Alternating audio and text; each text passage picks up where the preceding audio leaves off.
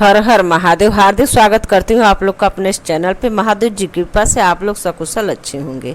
आज मैं सुनाऊंगी चरित प्रेम सागर श्रीमन भागवत कथा। आप लोग प्लीज़ मेरे चैनल पर बने रहे, मेरे चैनल को सब्सक्राइब, वीडियो को लाइक कर दे। चलिए शुरू करती हूँ।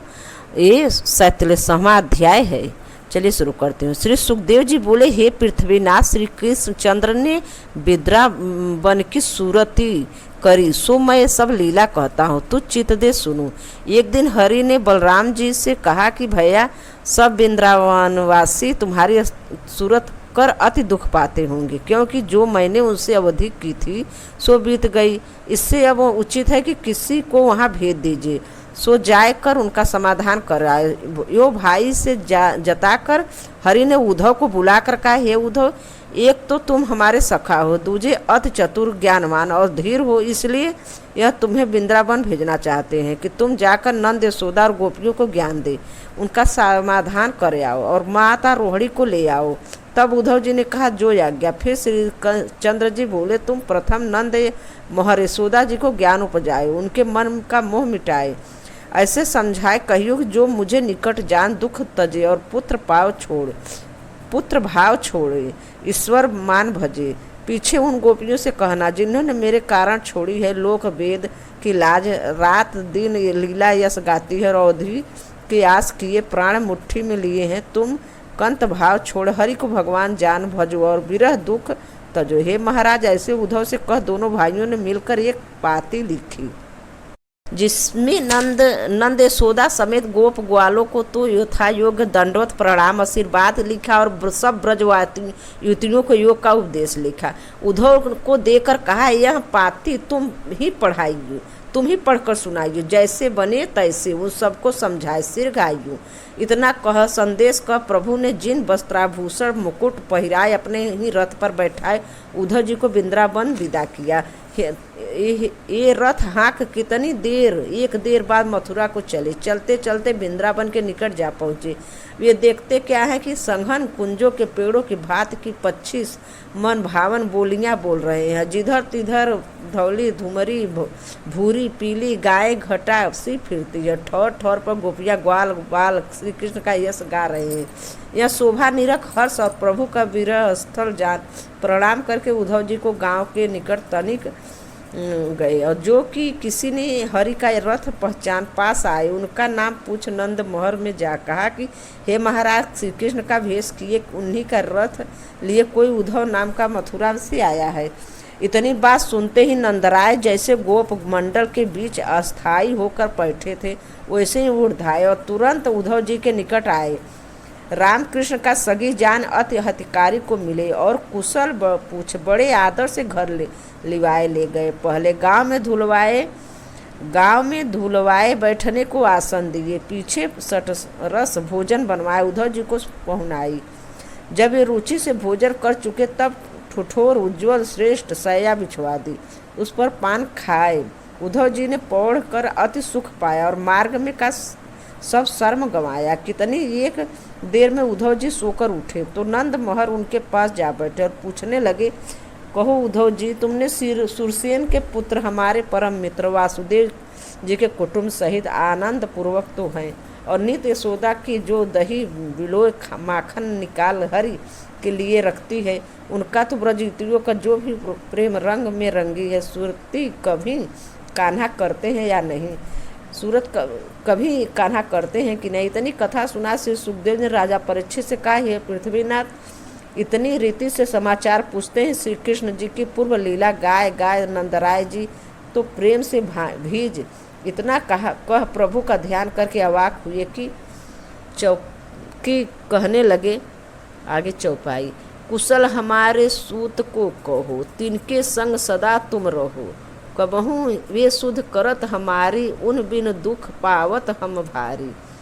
सब हो सो आवन कह गए, बीती अवध बहुत दिन भये, महाबली कंसादिक मारे, अब हम काहे कृष्ण विसारे।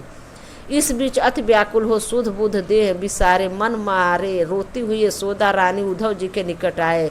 रामकृष्ण की कुशल पूछ बोली, कहो उद्धव जी, हरि हम बिन वहाँ कैसे इतने दिन रहे और क्या संदेशा भेजा है। आए दर्शन देंगे। इतनी बात सुनते उद्धव जी ने नंद यशोदा को कृष्ण बलराम की पाती पढ़कर सुनाई। पीछे समझाकर कहने लगे, जिसके घर में भगवान ने जन्म लिया और बाल लीला का सुख दिया, उनकी महिमा कौन कह सके। तुम बड़े भाग्यवान हो, क्योंकि तू आदि पुरुष अविनाशी शिव वृक्ष का कर्ता न, जिनके माता पिता न भाई बंधु हो, उन्हें उनका अपना पुत्र मानते हो, सदा उनके ध्यान में लगाए रहते हो। वह तुमसे कब दूर रह सकता है। कहाँ। चौपाई। सदा समीप प्रेम बस हरि, जिनके हेतु देह निज धरी, जाके बैरी मित्र न कोई, ऊंच नीच को किन होई, जो भक्ति भजन मन धरे, सोई हरि सो मिलन अनसरे। जैसे भृंग कीट को ले जाता है और अपना रूप बना देता है, और जैसे कमल के फूलों में भौरा मुद जाता है और दिन भर उसके ऊपर गुजता रहता है, उससे छोड़ और कहीं नहीं जाता, वैसे ही जो हरि का हित करता है, उनका ध्यान करता है, उसे भी वह अपना बना लेता है, सदा उसके पास ही रहते हैं। यह कहकर उद्धव जी बोले, तुम हरि को पुत्र मत जानो, ईश्वर कर मानो। वो अंतर्यामी भक्त हितकारी प्रभु आपके दर्शन दे तुम्हारे मनोरथ पूर्ण करेंगे। तुम किसी बात की चिंता मत करो महाराज। इस रीति से अनेक तरह की बातें करते हुए सुनते सुनते जब सब रात व्यतीत भई तो 4 घड़ी पिछली शेष रह गई। तब नंदराय से कहा कि आज्ञा पाऊँ तो यमुना स्नान करके आओ। नंद महर बोले, बहुत अच्छा। इतना कब वह वहाँ बैठे सोच विचार करते रहे और उद्धव झट रथ में बैठे यमुना तीर पर आए। बस उसका देह शुद्ध करी, पीछे नीर के निकट जाए, रज सिर नवाए, हाथ जोड़ कलिंदी की स्तुति कर अचानक जल में पैठ और नहाए धोए संध्या तर्पण से निश्चिंत हो जप करने लगे। उस समय युवतियाँ भी उठी और अपना घर भुलाए लीप पोत धूप दीप कर दही मथने लगी। दधी को मथन में सो गाजे, पावे निपुर धून बाजे, दधी मथ के माखन लियो, कियो गेह के काम, तब सब मिल जल लेन चली, सुंदर ब्रज की बास। यहाँ पे 47वां अध्याय समाप्त। आगे का 48वां अध्याय। चलिए शुरू कर। श्री सुखदेव जी बोले, हे पृथ्वीनाथ, जब उद्धव जी जप कर चुके तब नदी से निकल वस्त्र आभूषण पहन रथ पर बैठे तो काली देह कालिंदी की तीर से नंद गेह की ओर चले। तो गोपियाँ जो जल भरने निकली थी, उन्होंने रथ को दूसरे पथ को आते देखा, सो आपस में कहने लगी कि यह रथ किसका चला आता है, उसे देखो, आगे पाँव न बढ़ाओ। यह सुर उसमें से एक गोपी बोली, सखी वही कपटी अंकुर न आया होगा जिसे श्री कृष्णचंद्र को ले जाए मथुरा बसाया और कंस को मरवाए। इतनी बात सुन उनमें से एक बोली, यह विश्वासघाती फिर काहे को आया है, एक बार जो तो हमारे जीवन मूल को ले गया, अब क्या ले आए जाएगा। हे महाराज, इस बात से सब आपस में अनेक अनेक बातें कर रहे थे। इतने में रथ निकट आया तो गोपियाँ दूर से ही उद्धव जी को देखकर आपस में कहने लगी, हे सखी, यह तो कोई श्याम और कमल नयन मुकुट सिर पर बांधे वन माला धारण किए पीताम्बर पहने पीत पट ओढ़े श्री कृष्णचंद्र सा बैठा हमारी ओर देखता चला आ रहा है। तब उनमें से एक गोपी ने कहा, हे सखी, यह तो कल नंद जी के यहाँ भी आया था उद्धव, इनका नाम और कृष्णचंद्र ने कुछ संदेशा उनके हाथ कह पठाया। इतनी बात सुनते गोपिया एकांत ठोर देख शोक संकोच छोड़ दौड़ कर उद्धव जी के निकट गई और हरि का हितकारी जान दंडवत कर कुशल पूछा। हाथ जोड़ रथ को चारों ओर से घेर कर खड़ी हो गई। उनका समीप अनुराग देख उद्धव जी भी रथ से उतर पड़े। तब सब गोपियाँ उन्हें एक पेड़ के छाया में बैठाए आप ही उनको चारों ओर से घेर कर बैठ गई और रथ प्यार से कहने लगी, जैसे फलहीन तरुवर को पक्षी छोड़ जाता है, वैसे हरि हमें छोड़ गए। हमने उन्हें अपना सर्वस्व दिया, वे भी हमारे न हुए। हे महाराज, जब प्रेम में मग्न हो इसी ढंग की बातें हुई। बहुत सी गोपियाँ कहने लगी।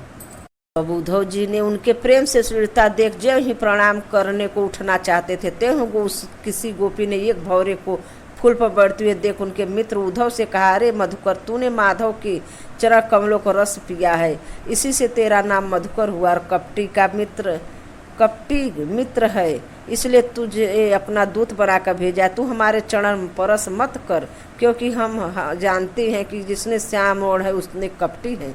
जैसा तू हो तैसा ही श्याम है, इससे तू हमें मत करो प्रणाम। जैसे तू फल कर रस लेता फिरता है, किसी को नहीं होता, वैसे ही प्रीत कर किसी को नहीं होगी। ऐसा गोपी कह रही थी कि दूसरा भंवरा आया, उसे देख ललिता नाम की गोपी बोली, अहो भ्रमर तुम अलग ही रहो, यह तुम जाए अवधपुर कहो, जहाँ कुब्जा सी पटरानी और श्री कृष्णचंद्र विराजते हैं। ये एक जन्म ही हम कहाँ क्या कहे, तुम्हारी तो यही जन्म जन्म की चाल है। बलिराज ने स्वर दिया तो उसे पताल पठाया और सीता सी सती को बिना अपराध घर से निकाला। जब उनकी यह दशा देखी तो हमारी क्या चलती है, यो कहकर फिर सब गोपी मिलकर हाथ जोड़ उद्धव से कहने लगी, उद्धव जी हम अनाथ हैं, कृष्ण के पास अपने साथ ले चलो।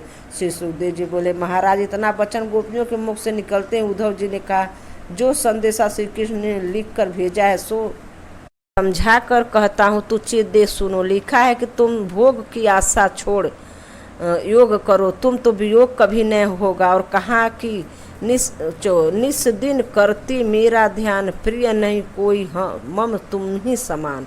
इतना कहकर फिर उद्धव जी बोले, हे आदि पुरुष अविनाशी, हे उद्धव जी बोले, हैं आदि पुरुष अविनाशी, हरि तीन से तुम प्रीत निरंतर करो। जिन्हें सब कोई अलख अगोचर अभेद बखाने, उन्हें तुम कंठ पर माने। उन्हें पृथ्वी पवन पानी तेज आकाश कहाँ है, जैसे देह निवास ऐसे प्रभु तुम में विराजते हैं, पर माया के प्रभाव से न्यारे दिखाई देते हैं। उनका सुमिरन ध्यान करो, वे सदा भक्तों का बस में रहते हैं और पास रहने से होता है ज्ञान ध्यान का नाश।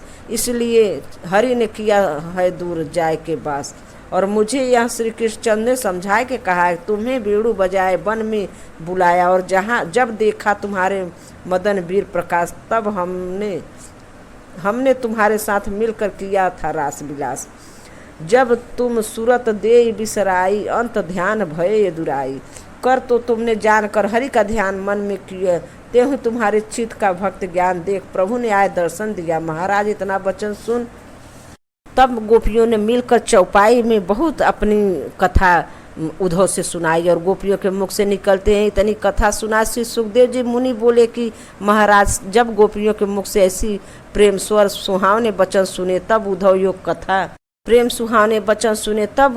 कथा कहने मन ही मन पछताए सुख चाहे, मौन धाय सिर नवाए रह गए। और फिर एक गोपी ने पूछा, कहो बलभद्र जी की तो कुशल क्षेम से हैं, और बालापन की विपरीत विचार कभी हमारी सुध करते हैं कि नहीं। यह सुन उन्हीं में से किसी और गोपी ने उत्तर दिया, तुम तो अहिर गवारी और मथुरा की सुंदर नारी, तिनके बस तो हरि विहार करते हैं, हम तुम्हारी सूरत क्यों करेंगे। जब से वहाँ आए सखा तब से पिया भय पर आए, तो पहले तुम ऐसा जानती हो काहे कुछ जाने देती हो, तब पछताए कुछ हाथ में नहीं। इससे उचित हो कि सब दुख छोड़ अवधि को आस धरे, और जैसे मेघ पर्वत आशा लिए तपन सहते हैं, उन्हीं आए ठंडा करते हैं, वैसे ही हरि भी आए मिलेंगे। वन पर्वत यमुना तीर्थ में जहाँ जहाँ श्री कृष्ण बलराम ने लीला कर दी थी, वहीं ठौर देख सुध आती है। और हरि के प्राणपति हरि को यो कहकर बोली, इनकी इतना बात सुनकर उद्धव जी मन ही मन विचार करें, धन्य है गोपियाँ और उनकी त्रिता जो सर्वस छोड़कर श्री कृष्णचंद्र के ध्यान में लीन रहती हैं। हे महाराज, उद्धव जी तो इनका प्रेम देख मन ही मन सराहते थे। उस काल सब गोपी उठ खड़ी हुई और फिर उद्धव जी के बड़े आदर मान से अपने घर ले गई। उनकी प्रीत देख उन्होंने वहाँ जाए भोजन किया और विश्राम कर श्री कृष्ण जी की कथा सुनाई, उन्हें बहुत सुख दिया। तब सब गोपी उद्धव जी की पूजा कर बहुत सी भेंट आगे धर हाथ जोड़ विनती कर बोली, उद्धव जी तुम हरि से जाए कहियो कि नाथ अब ठुकराई पाए नगरी, नारी कुब्जा के कहे योग लिखी भेजा। अब पवित्र अब तक गुरु मुख भी नहीं हुई, हम ज्ञान क्या जाने। हे महाराज, इतनी कथा कह गोपिया तो हरि का ध्यान कर मग्न हो रहे थे। उद्धव जी को उन्हें दंडवत कर वहाँ से उठे और रथ पे बैठे गोवर्धन में आए। वहाँ कई दिन रहे, फिर वहाँ से चले तो जहाँ श्री कृष्णचंद्र ने लीला करी थी वो तहाँ गए। दो चार दिन वह ठहर रहे। निदान कितनी एक दिन पीछे वृंदावन में आए और नंद यशोदा के पास हाथ जोड़कर बोले, आपकी प्रीत देख मैं इतने दिन ब्रज में रहा, अब आज्ञा पाऊँ तो मथुरा जाऊँ। इतना बात सुनते यशोदा रानी दूध दही माखन बहुत सी मिठाइयाँ घर में ले आई और उद्धव जी को देखकर कहा, तुम तो श्री कृष्ण बलराम को देना और बहन देवकी से ये कहना कि मेरे श्री कृष्ण बलराम को भेज दे और बिन बिलमाए न रखे। इतना संदेश कह नंदरानी अति व्याकुल हो रोने लगी। तब नंद जी बोले, उद्धव जी, हम तुमके अधिक क्या कहे, तुम आप चतुर गुणवान महासुजान हो। हमारी ओर से प्रभु से ऐसे जाय कहियो कि ब्रजवासियों का दुख विचार वेगी को आवे। इतना कहते कहते आंसू भर लिए और जितने ब्रजवासी, क्या स्त्री क्या पुरुष, वहाँ दौड़े खड़े सो रोने लगे। तब उद्धव जी उन्हें समझाए बुझाए, आशा भरोसा दे, ढाढ़ा बधाए विदा हो रोहिणी के साथ ले मथुरा को चले। कितनी एक बेर चले चले श्री कृष्ण पास पहुँचे। उन्हें देखते ही श्री कृष्ण बलदेव उठकर मिले और बड़े प्यार से इनकी कुशल क्षेम पूछकर वृंदावन के समाचार पूछने लगे। कहो उद्धव, नंद यशोदा समेत सब ब्रजवासी आनंद से हैं और कभी हमारी सूरत करते हैं कि नहीं। उद्धव जी बोले, महाराज, ब्रज की महिमा, ब्रजवासियों के प्रेम मुझसे कुछ कहा नहीं जाता। उनके मुख तो तुम ही तो प्राण निज दिन किया करते हैं। तुम्हारा ही ध्यान हो। ऐसी देखी गोपियों की प्रीत जैसी होता है पूर्ण भजन की रीत। आपका कहा हुआ योग का उपदेश जा सुनाया, मैंने भजन का भेद इन्हें ही पाया। समाचार का उद्धव जी बोले कि हे दीनदयाल, मैं अधिक क्या कहूँ, क्योंकि आप अंतर्यामी घट घट के जानते हो। थोड़े से ही समझिए। सुनते ही जब दोनों भाई उदास हो रहे थे, तब उद्धव जी श्री कृष्ण जी से विदा हो नंद यशोदा का संदेश वासुदेव जी को पहुँचाया। अपने घर गए और रोहिणी श्री कृष्ण बलराम से मिल आते आनंद मान निज मंदिर में रही।